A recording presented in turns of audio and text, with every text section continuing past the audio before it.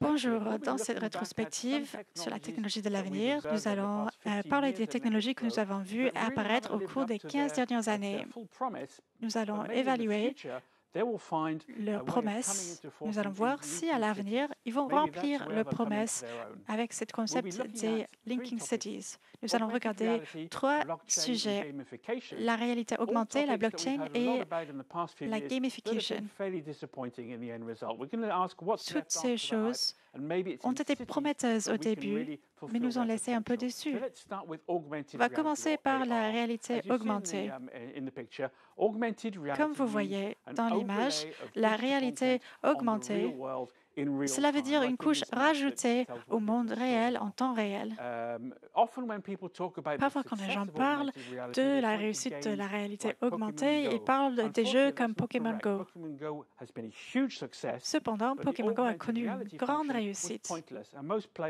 Mais la fonction réalité augmentée ne servait pas à grand-chose et la majorité des utilisateurs l'ont éteint. Cela n'aidait pas les gens à jouer le jeu. Ensuite, nous avons Minecraft Earth. C'est la version mobile avec la réalité augmentée du jeu très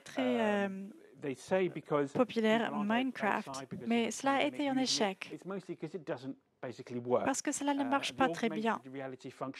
La fonctionnalité réalité augmentée ne rajoute pas grand-chose et use beaucoup les piles de l'appareil mobile. Mais il y a de bonnes applications de la réalité augmentée. Par exemple, Google Maps en direct ou en live, c'est très utile si vous êtes dans un aéroport ou si vous êtes dans la rue quelque part. Vous pouvez utiliser votre smartphone pour regarder la rue ou l'endroit autour de vous en réalité augmentée. Cela pourrait être utile, mais est-ce que cela vaut la peine d'attendre pour avoir assez de réseau pour pouvoir l'utiliser? Certaines villes ont utilisé la réalité augmentée pour augmenter leur patrimoine ou leur histoire, pour montrer aux gens le passé de la ville. Hong Kong a choisi de le faire avec le programme City in Time. C'était un vraiment bon choix pour cette idée. Comme vous voyez, vous pouvez regarder des images de l'endroit où vous êtes il y a 100 ans. C'est vraiment bien pour les touristes. Il y a aussi des applications très intensives et utiles pour la réalité augmentée. Kiruna, c'est un petit village en Suède, au nord. Il y a beaucoup d'activités minières et beaucoup d'immeubles dans ce village étaient en danger à cause de ces activités. Donc, on a décidé de déplacer la ville à 3 km à l'est. À l'aide des casques de réalité augmentée, les équipes ont pu regarder des informations sur la qualité des sols et ainsi de suite en temps réel. Et comme ça, ils ont pu choisir où mettre le nouveau village. Avec un peu d'imagination et avec des projets faits à l'avance, il y a énormément d'applications pour la réalité augmentée dans les villes. Une fois que nous avons la 5G partout dans les villes, cela va augmenter l'utilisation de la réalité augmentée dans les villes. Ce sera encore plus possible d'utiliser cette fonctionnalité. Passons maintenant au deuxième sujet, c'est la blockchain. C'est une technologie derrière le Bitcoin. C'est une technologie ouverte, distribuée et authentifiable. Mais cela sert à quoi? Généralement, c'est utilisé pour le paiement, mais il y a très peu de personnes qui utilisent les crypto-monnaies. Comme vous voyez, il y a une crypto-monnaie qui s'appelle Dogecoin, qui est vraiment juste une blague, mais il y a une société aérienne qui accepte les paiements en Dogecoin. C'est juste une tendance, une lubie qui ne va pas rester longtemps, nous croyons. Cependant, les NFT, les jetons non fongibles, peuvent avoir une présence durable dans notre marché. C'est une technologie basée sur la blockchain, mais ce ne sont pas vraiment des applications très populaires pour cette technologie.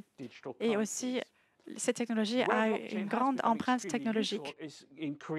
La blockchain est très utile pour créer un enregistrement public d'informations. Tout d'abord, au Ghana, le Bitland a créé un registre basé sur la blockchain. L'avantage, c'est que de nombreuses familles utilisaient des terres depuis des années, mais il n'y avait aucune trace. Grâce à la blockchain, il y a une trace, un registre, et on ne peut pas leur retirer cette terre.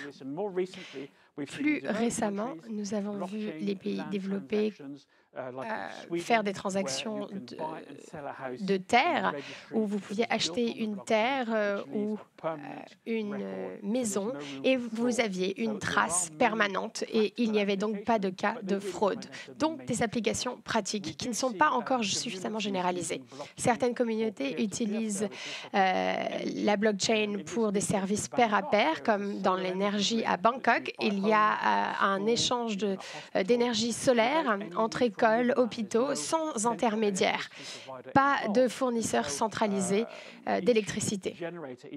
Chaque maison, chaque foyer peut consommer ou vendre l'électricité et les transactions sont enregistrées automatiquement dans la blockchain. C'est une façon intelligente de se débarrasser des différentes couches administratives via une blockchain décentralisée, un réseau décentralisé. La blockchain peut également être utilisée et très utile par rapport à l'économie conventionnelle. En Argentine, il y a un secteur agricole très fort, mais il souffre d'une inflation haute, des taux de change élevés et de hauts prix des commodités.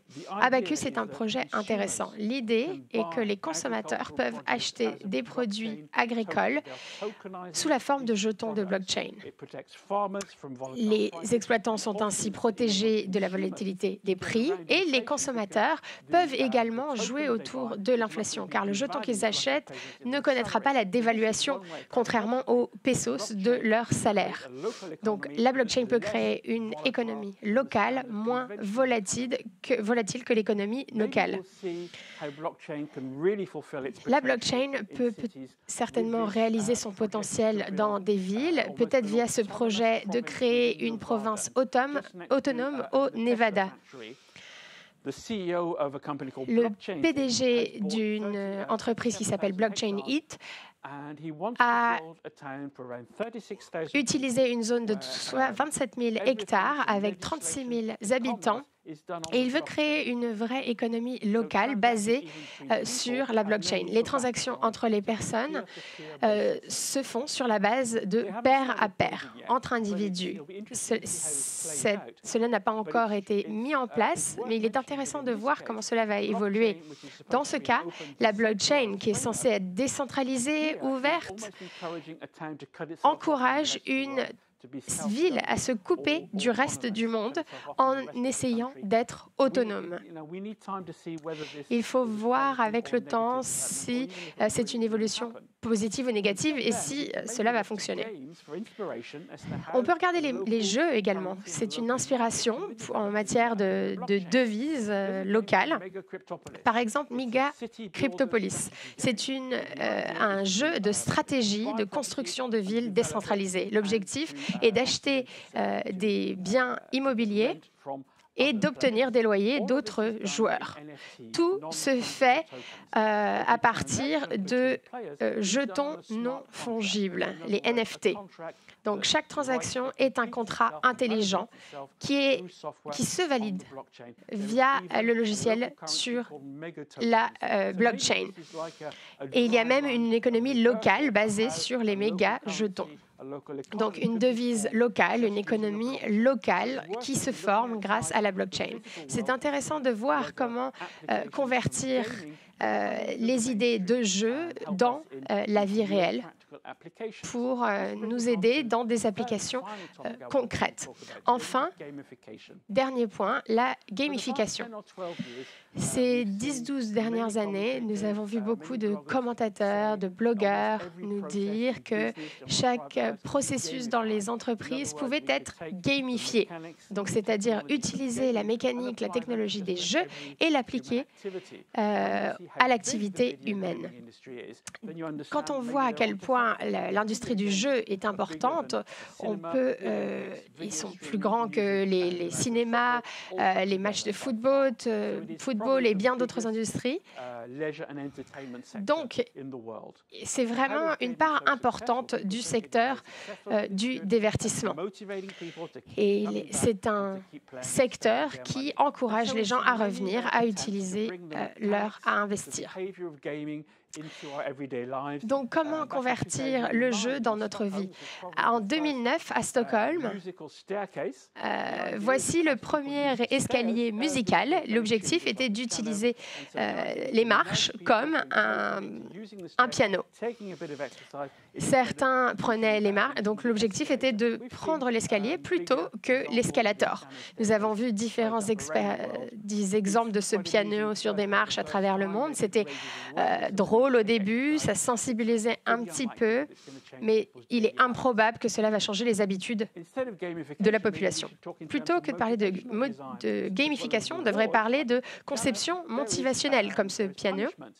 Mais il y a aussi, à l'inverse, le pendant, la punition.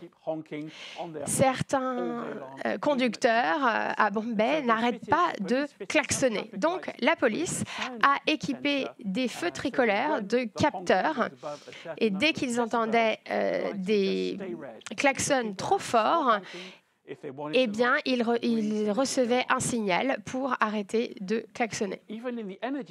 Sinon, sous peine d'obtenir une punition. On peut tenter de changer le comportement des gens via ce genre d'initiative. À San Antonio, au Texas, le système Power Player a été introduit. L'objectif est d'utiliser moins d'électricité aux heures de pointe. Beaucoup de consommateurs aiment être classés et améliorent leur classement d'ailleurs par rapport aux foyers à côté dans leur voisinage, rien qu'en réduisant leur consommation.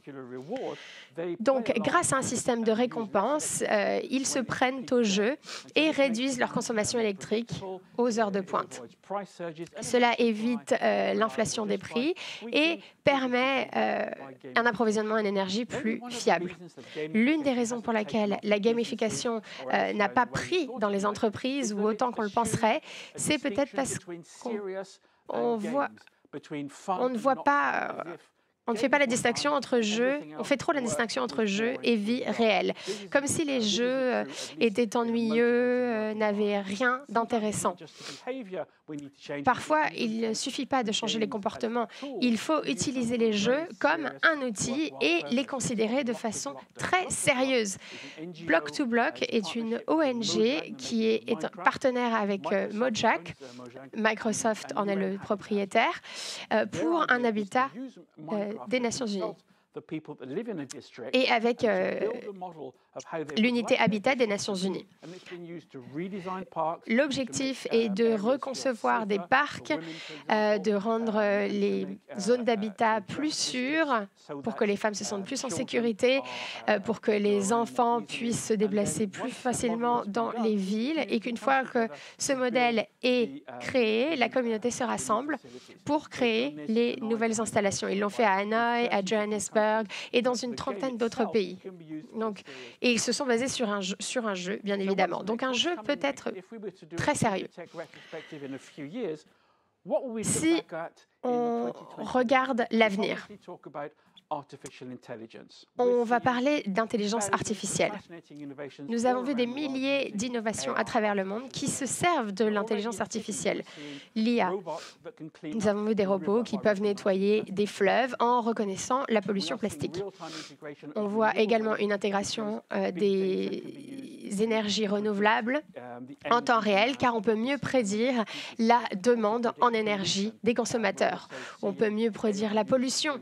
L'IA est utilisée pour détecter des crimes, car les différents systèmes en ville peuvent reconnaître des tirs à l'arme.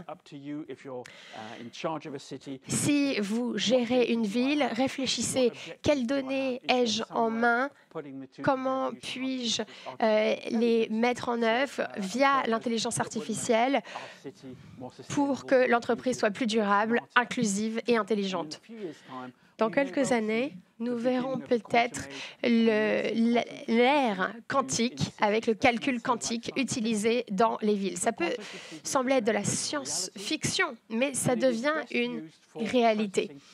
Ce calcul quantique est utilisé pour traiter d'innombrables données dans un environnement incertain. C'est ce que sont les villes. Elles sont généralement peu prévisibles.